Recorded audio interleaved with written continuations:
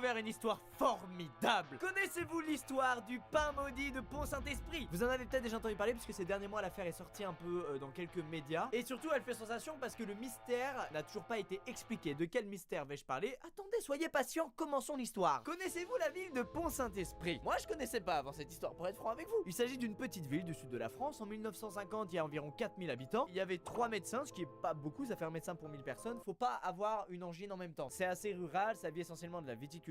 Et la ville est très connue pour son pont. Tellement connue pour son pont que le mot pont est même dans le nom de la ville. Pourquoi le pont est connu? Parce que l'histoire raconte qu'il aurait été construit par le Saint-Esprit contre la volonté du diable qui ne voulait pas qu'il y ait de pont. Alors je pense que si ces deux entités existent, elles s'en battent un peu les couilles d'un pont. Après c'est mon avis, mais petit problème, le pont a été bombardé par les Américains pendant la guerre. Et du coup il y a plus de pont. Donc les habitants, les spiritains je crois, ils s'appellent Spiritini, merde, ils sont plus trop fiers parce que ce fameux pont est détruit, même s'ils en construisent un provisoire. Mais voilà, tout ça c'est juste pour contextualiser un peu ce que c'est que cette ville, d'où elle sort, ce qui s'y passe, etc. On va maintenant s'intéresser à des faits qui sont survenus dans les années 50 dans la ville et qui sont passionnant. Le 12 août 1951, plusieurs personnes vont chez le médecin et se plaignent de douleurs gastriques et de malaise même pour certains. Bon, c'est des symptômes pas très graves qui peuvent arriver pour plusieurs raisons. Le médecin conclut qu'il y a eu intoxication alimentaire, donc il leur prescrit une tisane de grand-mère et puis ça devrait aller mieux, sauf que c'est pas le cas. La situation s'aggrave quand 4-5 jours plus tard, 100 personnes vont se mettre à manifester les mêmes symptômes. Et en plus, petite nouveauté dans les symptômes, il y en a qui en plus de ça font des insomnies, mais ça va de la petite insomnie à l'énorme insomnie. Il y a un témoignage d'un monsieur qui lui va dire que son insomnie elle a pas duré une nuit, ni deux ni trois, elle a duré 21 nuits. Lui, il a fait 21 nuits sans dormir. Normalement, tu te mets à péter un câble et avoir des hallucinations. Ah, retenez ce mot hallucination, vous allez voir, il va revenir. Bref, des dizaines de personnes font des insomnies. Normalement, pour Saint-Esprit, c'est une petite ville, à 22h, tous les gens dorment. Mais là, c'est pas le cas. Là, tu sors dans les rues et tu peux croiser beaucoup de gens qui font des insomnies et qui parlent tout seuls, qui sont en plein délire. Et on ne sait pas pourquoi, on sait pas ce qui se passe. Petit à petit, un autre symptôme fait son apparition. Les gens commencent à avoir des hallucinations. Certains vont avoir la sensation de brûler de l'intérieur et vont se jeter dans le Rhône pour éteindre le feu qui n'existe pas. Il y en a plein qui pensent être capables de voler et qui vont se jeter de leurs fenêtres. Bref, des hallucinations horribles qui mènent certains du village à la mort. La ville est prise de panique. Le bilan de tout ça, c'est 300 personnes qui ont eu des hallucinations, dont 7 qui sont mortes et dont 50 qui ont été internées dans un hôpital psychiatrique.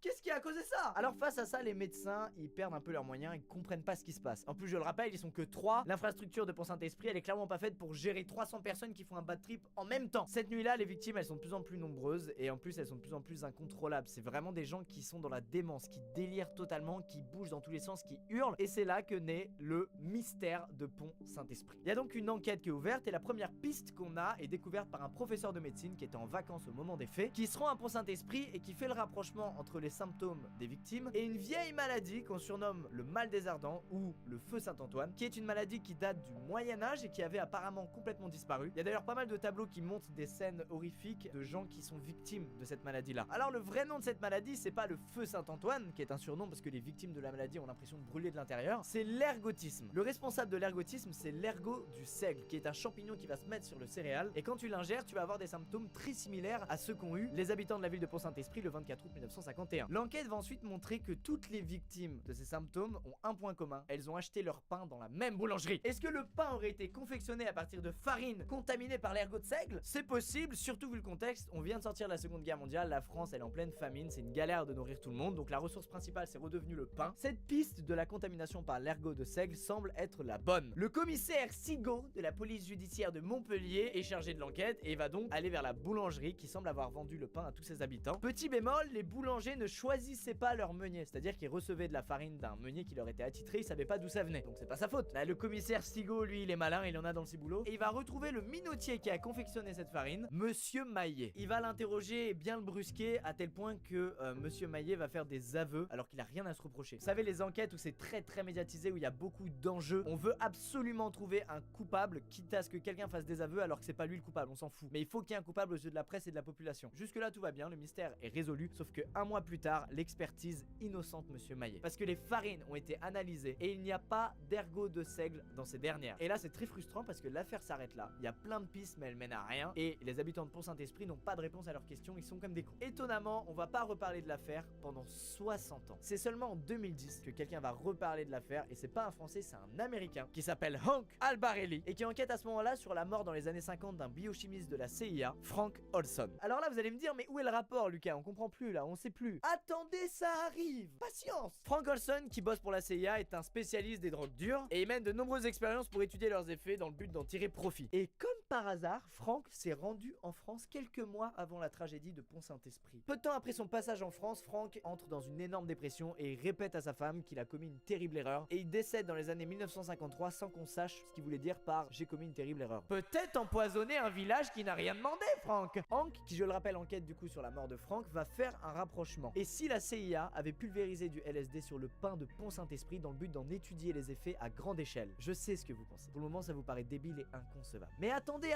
j'ai des infos pour vous. On va rentrer un peu dans la chimie, mais vous allez voir, c'est là où on se dit que cette idée, elle paraît pas si conne. Il faut savoir que l'ergot de seigle contient des alcaloïdes, dont un en particulier, celui de l'acide lysergique. Ça vous dit rien, c'est normal moi aussi, mais il faut savoir que le LSD, c'est un dérivé de l'acide lysergique. Donc les effets de l'ergot de seigle et les effets du LSD sont très similaires. Ça vous paraît donc moins bête que les habitants de Pont-Saint-Esprit n'aient pas été empoisonnés à l'ergot de seigle, mais aient peut-être été drogués au LSD. Pourquoi pas, mais ça manque de preuves. J'arrive, attendez. Après la Seconde Guerre mondiale, vous savez, c'est la course à l'armement et à l'arme nucléaire plus particulièrement parce qu'on a peur, on vit dans la peur d'une troisième guerre mondiale. Du coup, toutes les nations du monde veulent être prêtes au cas où il y a une autre guerre qui arrive. La CIA, elle, va être intéressée par la manipulation mentale. Et si on mettait fin à un conflit sans qu'il y ait de combat, juste en arrivant à convaincre, en manipulant mentalement l'adversaire. Les US pensent donc que les effets hallucinatoires du LSD sont la clé de la manipulation mentale. Et qui est chargé de tester les effets du LSD et d'en tirer des conclusions? Frank Olson. Alors, je suis d'accord avec vous, c'est un peu abusé de tester les effets du LSD sur une ville entière. Mais il y a des documents déclassifiés qui montrent qu'en 1950, les États-Unis ont fait des tests du même genre à San Francisco. Il y a un navire américain qui a bombardé la ville pour tester les effets d'une bactérie. Il y a eu 12 personnes hospitalisées, dont une qui est morte à cause de ça. Tout ça, bien sûr, dans le but de se préparer à une éventuelle nouvelle guerre. Les enquêteurs qui sont chargés de l'enquête de Pont-Saint-Esprit font le rapprochement entre les effets de l'ergot de seigle et du LSD. Ils vont donc contacter le créateur du LSD, Albert Hofmann, pour qu'il vienne à Pont-Saint-Esprit confirmer si c'est des effets du LSD ou si c'est des effets de l'ergot de seigle. Et devinez quoi? Selon lui, c'est clairement des symptômes liés au LSD. Ah! L'enquête avance, c'est bien, c'est satisfaisant quand l'enquête avance, vous avez vu? Attendez, elle va très vite arrêter d'avancer. Quelques jours plus tard, Albert Hofmann revient sur ses propos et dit qu'il s'est trompé. Que tout ça n'était pas lié au LSD mais à autre chose. Les US t'auraient pas mis un petit coup de pression, Albert? Est-ce qu'Albert s'est vraiment trompé? Est-ce que c'était vraiment l'ergot de seigle qui était responsable de tout ça et pas du LSD? Bah là pour le moment moi je penche plus vers l'ergot de seigle, hein, clairement. Mais attendez, c'est pas la fin. C'est passionnant, non sans déconner, elle est folle hein, cette histoire. Alors il faut savoir que la CIA pendant des décennies mène un programme où ils font des expériences horribles et inhumaines sur des gens contre leur gré. Sauf que les expériences vont mener à rien et que petit à petit les victimes vont sortir du silence, donc tout le monde va commencer à savoir ce qui se passe. Cette situation va obliger Bill Clinton en 1995 à faire une déclaration dans laquelle il s'excuse auprès de toutes les victimes de ces programmes secrets et à déclassifier des documents de la CIA qui jusqu'à présent étaient secret défense. Devinez qui va mettre son nez dans ces documents?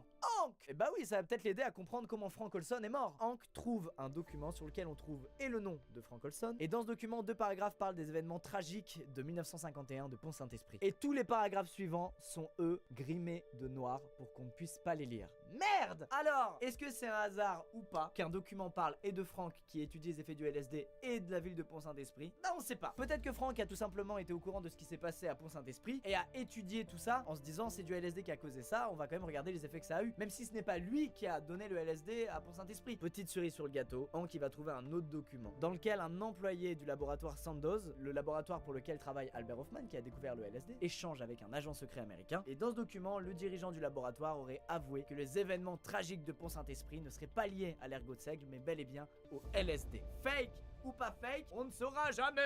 L'enquête aujourd'hui s'arrête ici. Le mystère reste total et c'est horrible parce qu'il y a quand même eu des morts. C'était vraiment une catastrophe, on se rend pas compte, mais c'était la folie là-bas à Pont-Saint-Esprit. Ça avait rien de positif tout ce qui s'est passé. Déjà la drogue de base c'est de la merde, mais quand en plus t'es drogué à ton insu alors que t'as rien demandé et que t'as des effets mais hallucinants, c'est le cas de le dire.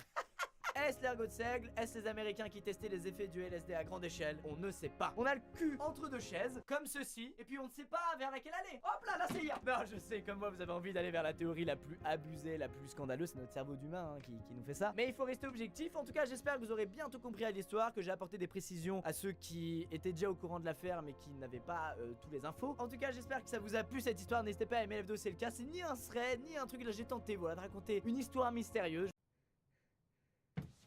Excusez-moi. excusez-moi, un trait vient de me mettre en PLS. Bah tiens, un petit thread d'horreur, ça fait longtemps, ça fait 3 semaines, hein. On en a marre de bien dormir, tes histoires d'horreur nous manquent, Squeezie. Calmez-vous, je vous ai entendu, calmez-vous. Les amis, aujourd'hui, un thread encore en cours, ou peut-être qu'il sera terminé au moment où la vidéo sort, mais à l'heure où je tourne la vidéo, il est encore en cours, et ça me fait plaisir parce qu'à chaque fois, j'arrive après la guerre, mais pas cette fois, mon ami. De plus, ce serait des Français, la patrie, la Coupe du Monde. Je sais pas encore si on l'a gagné, putain, j'espère, bordel. L'histoire est cool, alors j'espère qu'il va vous plaire. En tout cas, il va vous faire mal dormir, ça c'est sûr. C'est sûr. Tout a commencé le 4 juillet à 22h50 lorsque Melissa, alias Smallest Stars sur Twitter, a tweeté la chose suivante. MDR, nos voisins de l'appart juste au-dessus, bougent les meubles chaque nuit. On vient d'appeler la police parce qu'on n'en peut plus et devinez ce qu'ils ont découvert? L'appart est vide et inhabité.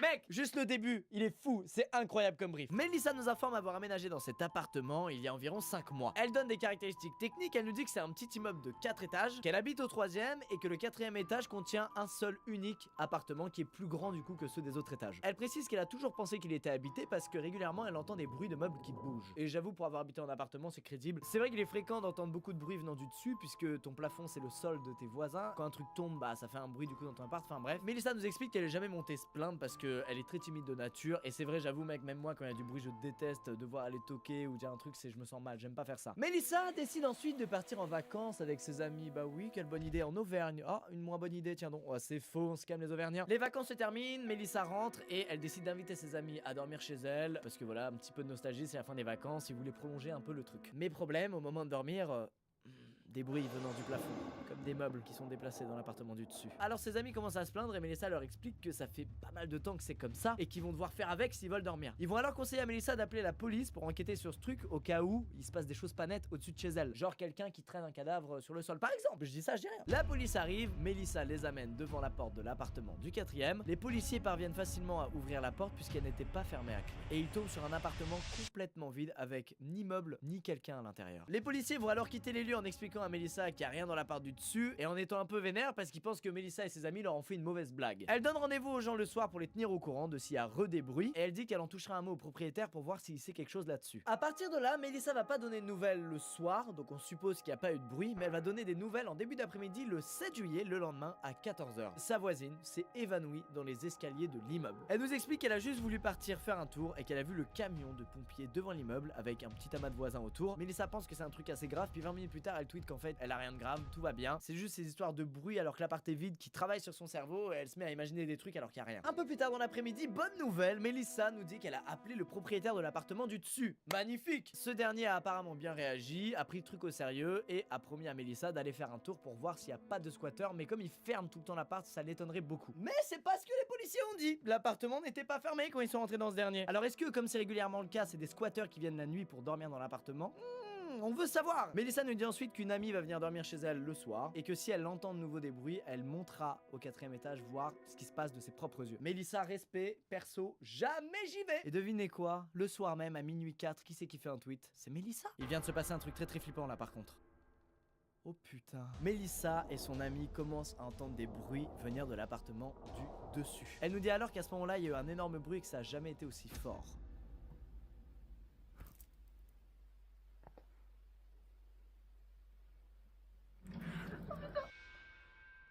Alors, déjà, pauvre chat. Melissa, nous, on veut, comme tu l'as dit, que tu montes à l'étage. Alors, bref, on va essayer de monter tout à l'heure. Si on trouve le courage, on vous tient au courant. Voilà, c'est ça qu'on veut lire, Melissa. Les minutes passent, on n'a aucune nouvelle. Et à minuit 32, Melissa trouve enfin le courage de monter au 4e étage. La porte est fermée, bordel de merde. Comme Melissa, je pense qu'on aurait tous préféré qu'elle soit ouverte et qu'en l'ouvrant, on tombe sur des squatteurs, ce qui aurait expliqué les bruits. Mais non, la porte est putain de fermée. Alors, est-ce que quelqu'un a trouvé la clé, a fait un double un jour dans le dos du proprio?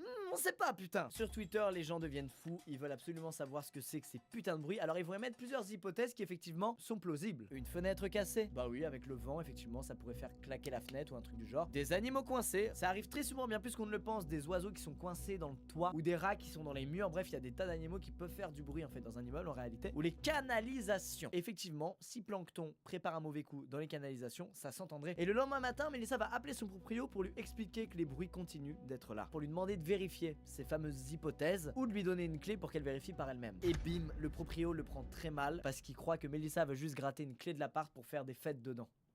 Mélissa passe une après-midi tranquille au parc ou à jouer à Dofus, on n'en sait rien, et le soir elle redonne des nouvelles et là c'est chaud. Elle nous explique qu'elle est allée voir la voisine qui avait fait un malaise dans les escaliers. Il se trouve que c'est sa voisine de palier, elle habite dans l'appartement en face de chez elle. Elle a à peu près 30 ans, les deux elles se connaissent pas beaucoup mais elles discutent quand elles se croisent, voilà, vraiment comme des voisins. Sa voisine après avoir ouvert la porte lui a parlé un peu froidement, elle lui a expliqué qu'elle voulait pas parler de ce qui s'était passé, comme si elle avait honte et Mélissa a pas voulu insister. Jusque là aucun problème, c'est normal. Mais attendez, Mélissa va se mettre à lui parler des bruits qui proviennent de l'appartement du 4e étage pour voir si elle aussi elle a remarqué. Et là le regard de la voisine change et ses yeux s'écarquillent. Cette voisine qu'on va appeler Anne dit ne rien avoir entendu et ne pas être au courant de ces histoires. Mélissa retourne chez elle et c'est là qu'un truc bizarre se passe. 5 minutes plus tard, ça frappe fort à la porte de Mélissa. En ouvrant, elle tombe sur Anne qui a l'air complètement perdue. Comme si Anne était allée toquer chez Mélissa dans le but de lui dire quelque chose et qu'au moment où Mélissa s'est retrouvée en face d'elle, elle avait oublié ce quelque chose. Mélissa va alors accompagner Anne à son appartement avant de retourner chez elle pour se poser devant une série. Le lendemain, Mélissa commence clairement à psychoter, elle commence à se sentir mal et dans le hall de son immeuble, elle croise un couple de personnes âgées qui remarquent qu'elle se sent pas très bien et qui décident donc de l'inviter chez eux au premier étage. Ils vont alors expliquer à Mélissa qu'ils habitent dans cet immeuble depuis des années et que les gens ne restent jamais très longtemps, mais surtout que personne n'a jamais acheté l'appartement du 4e étage. Et ils vont dire étrangement que eux aussi se sentent pas très bien, mais que ça les dérange pas. Ok.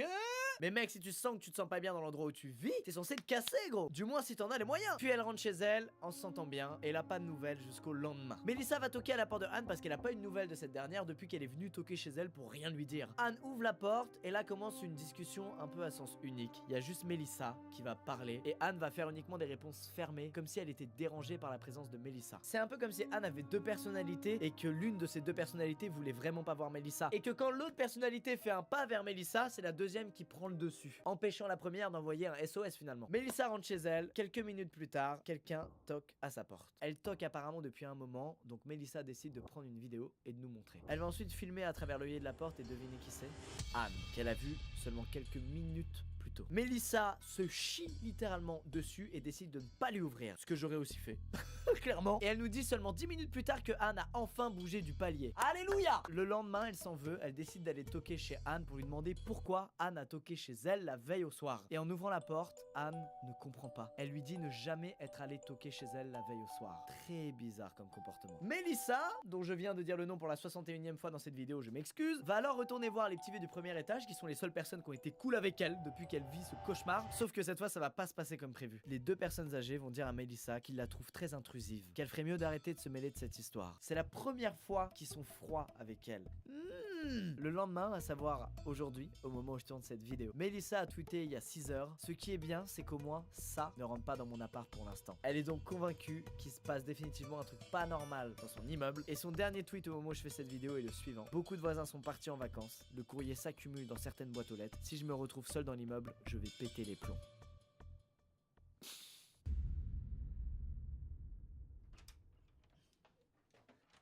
On a gagné putain.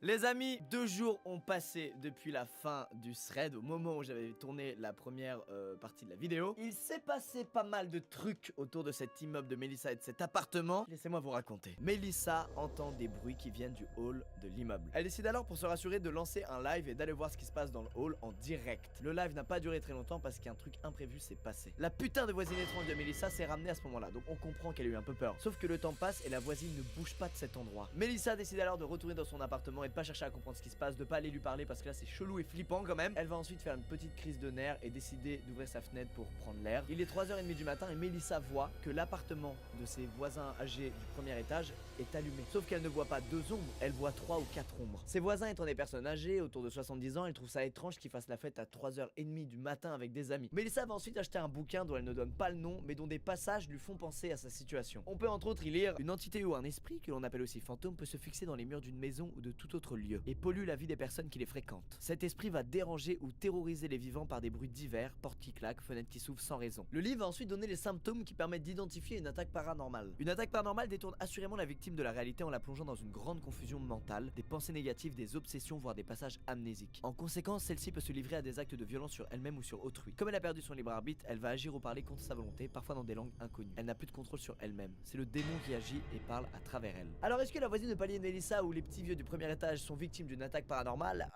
On se le demande. Le lendemain, ça toque à la porte de Melissa. En ouvrant la porte, elle tombe sur le couple de personnes âgées du premier étage qui lui demande si tout va bien et surtout si elle veut venir fêter le 14 juillet avec eux. Avec tout ce qu'elle vient de vivre, toutes les pensées négatives qu'elle a eues, l'ambiance bizarre qu'il y a dans l'immeuble, elle se dit que ça peut être une bonne idée effectivement d'aller fêter le 14 juillet avec eux, qu'elle a sûrement psychoté et qu'ils étaient debout à 3h30 du mat pour X ou Y raison. Peut-être juste ils faisaient la fête à 70 ans, on peut encore faire la fête à cet âge-là. Elle se retrouve donc dans un appartement au milieu d'une fête où personne se parle trop. L'ambiance est un peu bizarre, mais bon, c'est des gens de 70 ans, peut-être que ça se passe comme ça. Mélissa, ça l'inquiète pas plus que ça, au moins ça la fait sortir et penser un peu à autre chose. Et puis aussi, ça lui permet d'en savoir plus sur ses voisins du premier étage qui, souvenez-vous, lui avaient dit: allez, occupe-toi un peu de tes affaires et arrête de poser des questions sur tout ça. Le temps passe à cette soirée. Mélissa se fait un peu chier et d'un coup, tout le monde commence à se prendre par la main. Mélissa comprend pas ce qui se passe et elle comprend encore moins en voyant que ces gens commencent à mettre des masques d'animaux. Elle part alors en courant, elle pousse une porte de l'appartement pour se réfugier dans une autre pièce. Elle tombe sur une pièce plongée dans le noir dans laquelle se trouve juste en plein milieu un cercle de bougies. Elle se précipite sur la fenêtre pour l'ouvrir mais cette dernière est bloquée et elle entend les bruits de pas dans le couloir de gens qui commencent à se diriger vers sa pièce. Elle est complètement piégée, elle s'assoit, elle sait plus quoi faire et elle se réveille parce qu'en fait elle venait tout simplement de faire un cauchemar à cause de ses lectures de la veille au soir, le livre là qui parlait d'attaque paranormale. Tout ça c'était il y a 2 heures au moment où je tourne la vidéo, j'en sais pas plus. Elle a juste dit ensuite qu'elle était terrifiée. Et putain, j'ai envie de savoir la suite. Les amis, c'est la fin de ce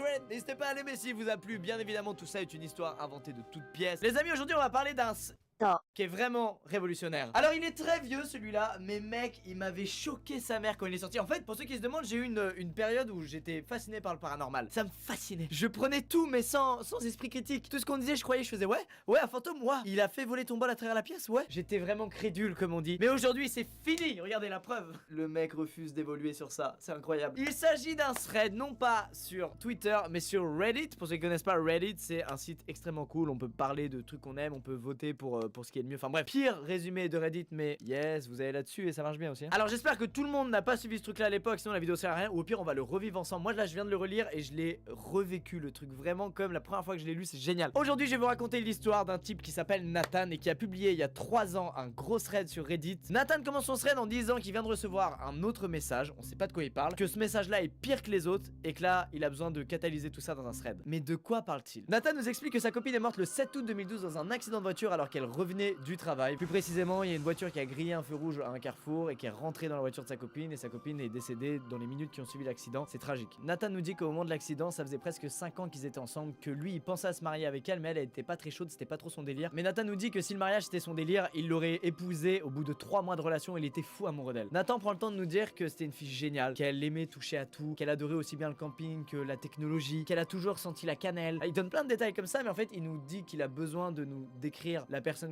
formidable qu'elle était avant de décrire autre chose de beaucoup plus bizarre et étrange. Et ça aura son importance plus tard, donc écoutez bien. 4 septembre 2013, c'est là où le cauchemar commence pour Nathan. Nathan a pris soin de laisser le compte d'Emily ouvert comme si elle était encore vivante pour pouvoir se balader dans ses albums, aller écrire un petit message sur son mur, bref tout ce qui peut lui rappeler sa bien-aimée et lui faire du bien. Voilà, chacun sa manière de faire son deuil et d'essayer d'aller mieux, on le jugera pas. Je sais pas si j'ai dit mais sa copine elle s'appelait Emily. Voilà, si jamais, je suis une merde. Nathan nous dit qu'il avait donné le mot de passe du compte Facebook de Emily à la maman d'Emily qui s'appelle Suzanne. Il précise qu'elle va zéro sur l'ordi, elle a dû passer 3 minutes sur Facebook sans rien comprendre à ce qui se passait. Mais bon voilà, si jamais elle avait besoin de faire comme Nathan et d'aller voir ses photos, ses messages, tout ça, elle pouvait le faire. Alors qu'est-ce qui s'est passé le 4 putain de septembre 2013, Lucas? Eh ben Emily, elle a envoyé un message à Nathan. Eh oui, c'est pas terrifiant mec. On voit un morceau de conversation au-dessus. Ça c'est des messages qu'il lui a envoyés juste quand il avait le besoin de lui parler, comme si elle était encore là. Et là Emily répond bonjour.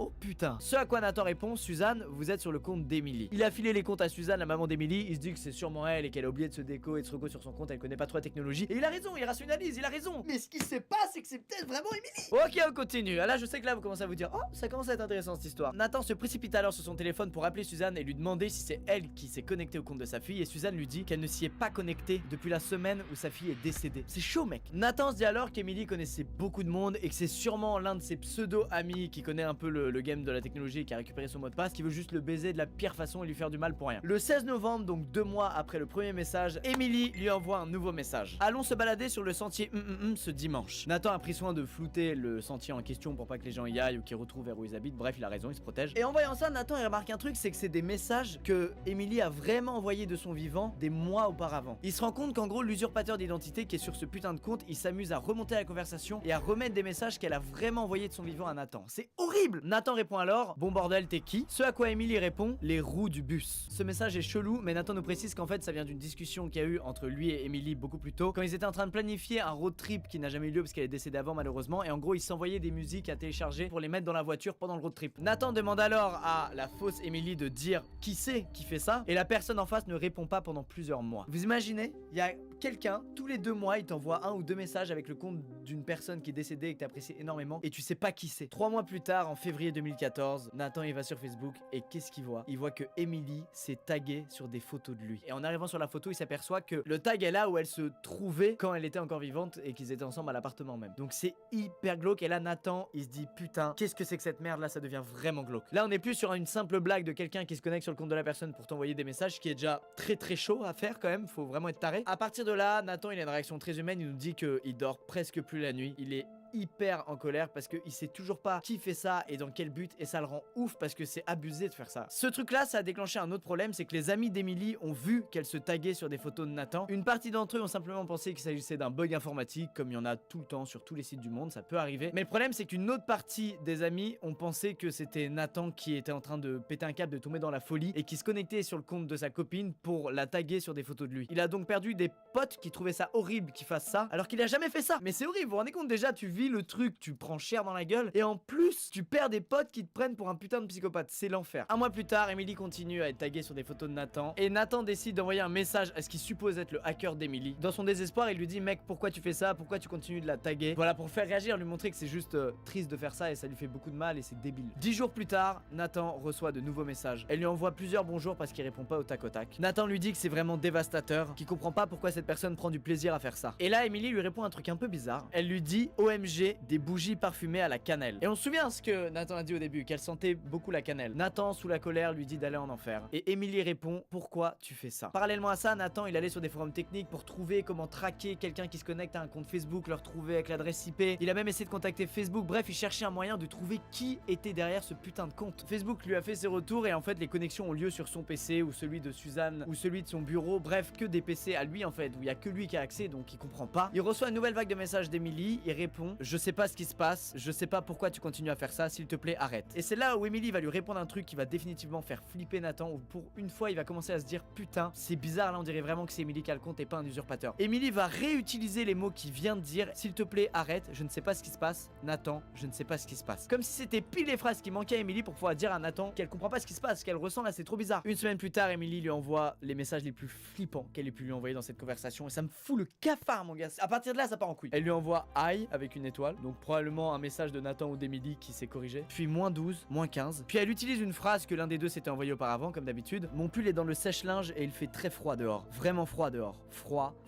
Nathan, s'il te plaît arrête. Et là pour la première fois elle compose un mot avec des morceaux de mots et de phrases qu'il y a eu dans la conve, et elle écrit freezing, ce qui veut dire glacial, et puis elle rebalance la fameuse phrase que Nathan lui avait dit: je ne comprends pas ce qui se passe. Nathan nous dit qu'à partir de là il commence à faire des cauchemars parce que c'est un peu trop pour son petit cœur, et il fait le même cauchemar en boucle. Il rêve qu'elle est dans une voiture bleue et grise gelée, que lui se trouve à l'extérieur de la voiture, qui frappe contre la vitre en lui disant: sors, rejoins-moi, et qu'elle le regarde même pas, elle l'entend pas, elle est keblo dans la voiture dans le froid, et c'est horrible, voilà tout simplement. 2 semaines plus tard, Nathan se met une grosse caisse dans la gueule, il se bourre littéralement la gueule. Nathan lui envoie des messages, il lui dit: je suis vraiment bourré, tu me manques, peu importe qui se connecte sur ce compte, j'en ai rien à foutre, je continue à rentrer du travail et à espérer te voir sur l'ordinateur, est-ce que je devrais pas être habitué à ça maintenant? La réponse d'Emily à ça, c'est ce qui va pousser Nathan à transformer sa page en memoriam, c'est-à-dire son compte n'existe plus, c'est juste que des souvenirs, il est plus possible d'envoyer des messages avec ce compte là, il y a plus, toutes les photos disparaissent il me semble, bref c'est ce qu'on fait quand une personne est décédée pour lui rendre hommage, et tout le monde peut écrire un petit mot sur le mur. J'espère que vous avez jamais connu ça autour de vous, mais c'est possible de faire ça sur Facebook, et au final c'est une bonne chose je trouve. Emily lui a tout simplement répondu: just let me walk, qui veut dire laisse-moi juste marcher. Pourquoi ça trouble profondément Nathan? C'est une phrase qu'elle lui avait déjà envoyée quand elle était encore vivante, parce qu'il avait insisté pour la ramener chez un ami, sauf qu'elle voulait marcher donc elle lui avait dit laisse-moi juste marcher. Bref, pourquoi dans ce contexte là c'est glauque? C'est parce qu'en fait lors de l'accident de voiture, les jambes d'Emily ont été sectionnées en diagonale. Je vous épargne les détails, mais c'est horrible, et c'est ce qui peut vraiment arriver en plus dans un accident de voiture, donc conduisez avec prudence. Qu'elle lui réponde laisse-moi juste marcher, c'est pas anodin pour lui, et là il vrille, ça part en mémorium, et malheureusement ça va être encore pire pour lui après. Pour qu'on comprenne ce qui se passe après, Nathan nous envoie un screen de la conversation le jour où Emily n'est pas rentrée à la maison parce qu'elle a eu son accident. Habituellement, elle rentrait tous les jours du travail aux alentours de 16h et là à 17h30 elle était toujours pas rentrée, donc Nathan s'est dit qu'il allait lui envoyer des messages pour prendre des news. Il lui a demandé si elle était sur le chemin du retour, puis il lui a demandé de l'appeler quand elle verrait ce message. Il dit qu'il a appelé son taf et qu'ils lui ont dit qu'elle était partie à 16h, qu'il commence à paniquer, il la supplie de l'appeler. 2 heures après, il a toujours pas de news, il lui dit réponds s'il te plaît à ton téléphone, mais au fond il comprend un peu ce qui s'est passé. 2 mois après le message disant qu'elle voulait marcher, elle lui renvoie des trucs et là elle utilise ce qu'il a dit dans la conversation le jour où elle est décédée, où elle rentrait pas du travail. Elle lui dit hey, tu es sur le chemin du retour? Emily, quand tu vois ce message, s'il te plaît appelle-moi tout de suite, s'il te plaît arrête, je commence à paniquer, s'il te plaît arrête, froid, je sais pas ce qui se passe, froid, gelé. Bordel de merde. Les dernières news qu'il a, c'est ce que je viens de vous dire et c'est la veille du jour où il poste sur Reddit l'histoire. Alors les gens vont lui donner des tas de conseils, vont lui dire mec vraiment ça va faire 1 an que t'es dans cette merde, arrête, coupe tout, quitte Facebook, stop. Sauf que Nathan il a envie de comprendre qui est en face de lui, qui lui fait cette blague depuis 1 an, qui le hante en fait littéralement. 2 mois après le dernier message disant qu'elle voulait juste marcher, Nathan a transformé sa page Facebook en mémoriam et là il reçoit une notification Facebook. Alors Nathan il ouvre ce putain de message et il tombe sur une photo de lui sur son ordinateur prise de l'extérieur de sa maison. Là il faut appeler la police, hein, vraiment aucun doute. Et à partir de là, on n'a plus aucune nouvelle. Il a arrêté de raconter ce qui s'est passé. On sait pas ce que c'était. Ça se trouve, il a tout simplement arrêté d'ouvrir sa putain de page Facebook et de se faire du mal. Peut-être qu'il a fermé le compte Facebook d'Emily et le sien aussi et qu'il passe définitivement à autre chose. On sait pas comment ça se termine et c'est frustrant, bordel de merde. Mais d'un autre côté, on espère juste qu'il va mieux. Qui écrivait ces putains de messages avec le compte d'Emily? Est-ce que c'est Emily elle-même ou est-ce que c'est quelqu'un d'autre qui est un petit malin qui est peut-être, je sais pas moi, le frère d'Emily qui du coup était sur le PC de la maman ou quelqu'un à son bureau, un collègue qui aime pas du tout Nathan et qui va sur son PC et qui est un peu fort en informatique, genre on n'en sait rien. N'hésitez pas à bien dormir cette nuit et aussi à aimer la vidéo si cette lecture de thread vous plaît. Si vous aimez un peu que les threads soient variés comme ça, que ce soit pas tout le temps la même mécanique, que ce soit des trucs différents comme là, j'essaie au maximum de varier, que ça continue de capter votre attention et que vous soyez pris par les histoires. Moi, celle-ci, je la trouve géniale, la mécanique est géniale aussi, je suis trop fan. Et j'ai l'impression que ça peut tellement t'arriver cette merde, ça me fait flipper. Pourtant moi j'ai énormément rationalisé les choses, mais quand je lis une histoire comme ça, j'avoue je suis quand même transporté, je me dis putain c'est ouf. Donc voilà, je continuerai à faire des petits threads d'horreur comme ça de temps en temps, je kiffe trop. Je vous fais des gros bisous, je vous dis à bientôt dans une prochaine vidéo, portez-vous bien et surtout bonne nuit. Amis, je suis récemment tombé sur un nouveau thread horrifique et cette fois ce qui est flippant c'est que ça pourrait tellement nous arriver à tous, c'est horrible. Est-ce que vous êtes prêts à ne pas dormir? Moi oui, alors on y va. Aujourd'hui on va parler de ce qui est arrivé à Ryan alias Lust for Love sur Twitter. En août dernier, décidément c'est là où toutes les histoires d'horreur commencent apparemment. Le mois d'août, ne sortez pas de chez vous. Ryan s'est vu demander par son voisin de garder son chien pour la modique somme de 40 $ par jour, ce qui est carrément cool. Vraiment, il décide de partager la nouvelle à sa communauté en disant putain, ma voisine m'a demandé de garder son chien la semaine prochaine, elle m'a dit qu'elle me donnerait 40 $ par jour et je dois le garder 5 jours. 3 jours plus tard, Ryan nous dit qu'il a rendu visite à sa voisine et que il a des trucs à nous dire. Premièrement, quand il est arrivé dans la maison de sa voisine, il faisait complètement noir alors qu'il était 19h et en plein mois d'août, il fait pas nuit du tout à 19h. Et quand il dit qu'il faisait complètement noir, c'est qu'il faisait complètement noir, on voyait que dalle dans la baraque. Apparemment, cette dame elle a 40 ans et elle vit seule dans une maison immense. Ryan nous indique qu'il a pas de problème avec ça, qu'il juge pas, mais c'est toujours effrayant de voir quelqu'un qui vit seul dans un endroit 10 fois trop grand pour lui. Non pas qu'on est jaloux ou quoi, mais on se dit putain, il vit seul là-dedans, ça lui fout pas le cafard. Ou alors ça se trouve il était pas seul et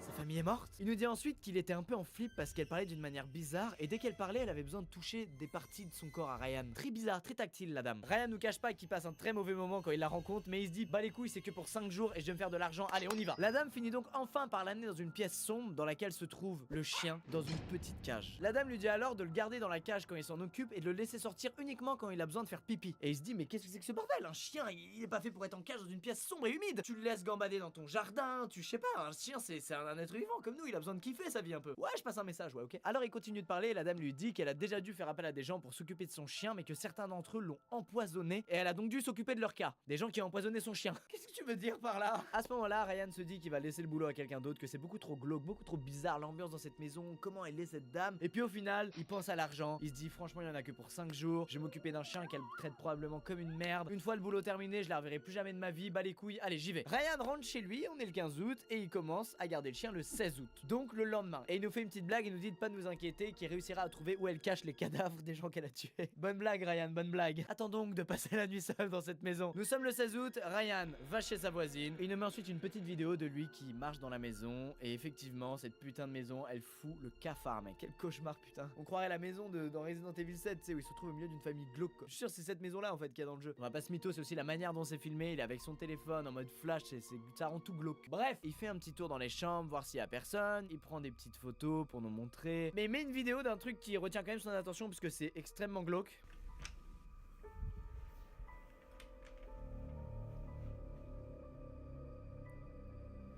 Mec, pourquoi il y a une poupée assise sur une chaise qui regarde le lit? C'est probablement la même chaise d'ailleurs que celle où David s'assoit la nuit quand... Tout est glauque, regarde le matelas gros. Y a pas de drap dessus, c'est deux matelas empilés. Même l'horloge et le tableau ils sont posés par terre sur la moquette, ils sont plus accrochés au mur mec, c'est trop bizarre. À ce moment là tout le monde dit à Ryan de se barrer. Y a même une meuf qui dit: tu peux vivre même sans les 200$, mais tu ne peux pas vivre si tu n'es plus en vie. Cours. Elle a raison. Ryan continue de faire un petit tour de la maison, c'est normal, il va y dormir pendant 4 jours, il a plutôt intérêt à être au courant de ce qu'il y a dedans. Il nous dit que toutes les pièces de la maison sont ouvertes sauf une seule dont il n'a pas la clé. Selon lui, cette pièce mène au sous-sol. Sous-sol dans lequel se trouvent peut-être les gens que cette dame a tués, je sais pas. Ryan remarque aussi quelque chose d'autre, c'est que depuis qu'il est arrivé dans la maison, il y a un vieux poste radio qui fait du bruit, qui grésille. Comme si vous savez, elle l'avait mis entre deux stations, donc il y a pas de musique, ça fait juste du bruit. C'est juste flippant gratuitement. Ryan prend une autre photo d'une des bibliothèques de la maison dans laquelle se trouvent beaucoup de livres de républicains extrémistes blancs. Ryan se dit que c'est bien le genre de personne qui serait capable de commettre des meurtres. Ryan nous envoie ensuite une vidéo dans laquelle il pense avoir entendu un bruit venant de derrière une porte. À vous d'en juger. Clairement là il faut partir en courant. Il faut arrêter de faire comme dans les films d'horreur là, quand le perso principal il entend du bruit, on sait clairement que c'est un esprit qui veut lui couper la tête, mais il y va quand même, on sait jamais. Mais part en courant. Putain ça m'énerve ça. Quelqu'un lui répond en disant: n'ouvre pas la porte tant que tu n'es pas absolument certain que c'est une personne réelle derrière et pas un esprit. Et un autre mec lui dit: mais ils traversent les murs les esprits putain. Je trouve ça drôle. Désolé, ça me fait du bien. Ça me fait décompresser là de cette histoire de merde encore d'horreur là. Ryan nous dit ensuite que l'un de ses followers a remarqué un truc bizarre avec la poupée sur la vidéo qu'il a mise. Alors il décide de retourner pour checker de ses propres yeux. Ryan poste alors une vidéo en disant qu'il était en chemin pour la pièce où il y a la putain de poupée de ses morts. Et il a entendu un bruit venir du plafond, plus précisément venir de la ventilation. Mais arrête, fuis gros. Et le chien dans l'histoire gros. T'es là pour t'occuper du chien mec, t'es même pas avec lui. Non mais c'est vrai ou pas? Ryan nous dit qu'il a une nouvelle fois entendu un bruit venir de la porte d'entrée de la maison. Et il décide de prendre une vidéo à travers l'œil de la porte pour nous prouver qu'il y a bien personne devant la putain de maison. Putain, je deviens parano avec ces vidéos là. Le chien a envie d'aller dehors pour faire ses besoins, mais Ryan nous dit qu'il a trop peur d'ouvrir n'importe quelle porte de la maison, y compris la porte d'entrée, donc ça va attendre. On peut clairement le comprendre, on ferait la même dans sa situation, mec. Franchement, le chien, je le mets dans l'évier ou au-dessus des toilettes, tu vas te démerder, tu vas apprendre à faire pipi comme un humain pendant 5 jours. Voilà, après je me casse, c'est bon. Non, vraiment, c'est chaud. Ryan fait alors une autre découverte. Il se trouve que sous l'un des lits dans une pièce, il y a des putains de clous. Oh, elle montait un meuble Ikea, elle a fait tomber quelques outils, elle a pas fait gaffe, c'est... J'espère. Ryan, pourquoi tu ne pars pas en courant? Mais explique-nous. Ah, tu n'as pas de jambes. Ah bah il fallait le dire. 18 minutes après, qui paraissent une éternité pour les gens qui suivaient le thread en direct, Ryan donne des nouvelles. Il dit qu'il est toujours vivant et que quelque chose est arrivé. Il dit qu'il a entendu quelque chose tomber par terre dans la pièce où se trouve la poupée. Il nous rappelle qu'il n'a touché à rien dans cette pièce, qu'il n'a bougé aucun objet. Il décide alors, plutôt que de rentrer chez sa mère en chialant en appelant la police, de retourner dans la pièce où il y a la poupée pour voir ce qui s'est passé. Vidéo.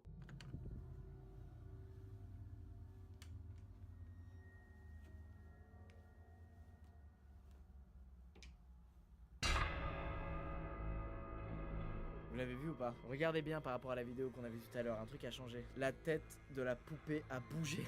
Cette salope de poupée a bougé. C'est horrible. Un des followers de Ryan a une bonne idée en lui demandant de regarder dans les étagères où il y a des bouquins s'il y a un bouquin sur le paranormal. Peut-être que ça pourrait indiquer que la propriétaire de la maison, elle fait des trucs un peu bizarres, des rites ou on sait pas trop quoi. Et ça pourrait expliquer ces phénomènes, paranormaux ou pas, que pour l'instant Ryan n'arrive pas à expliquer lui-même. Et devinez quoi? Il en trouve un. Et il nous envoie une petite photo de ce bouquin. Ryan se rend compte qu'il est seulement minuit alors qu'il a l'impression que ça fait 6 heures qu'il est dans cette putain de maison. Il dit alors qu'il veut pas être comme la fille qui meurt dans tous les films d'horreur, mais il demande aux gens s'il doit rester ou pas pendant l'heure la plus flippante qui est de minuit à 1h du mat. Il se met alors à revoir des tas de messages de gens qui lui disent: mec, prends tes clics et tes claques, le chien, et fuis. Et certains de ces messages le font vraiment flipper, notamment un mec qui lui indique s'y connaître pas mal en tout ce qui est sorcellerie et paranormal, et que mettre des clous sous son espace de vie intime peut vouloir dire plusieurs choses. Soit que la personne essaye de repousser quelque chose de sérieux et d'agressif, ou alors qu'il y a des zones maudites dans la maison. Ryan décide alors de se barrer de la maison. On ne sait pas s'il a pris chien ou pas, on ne sait pas si tout ça est vrai, mais putain ce que c'est flippant. Les amis, n'hésitez pas à aimer cette vidéo si vous voulez dormir.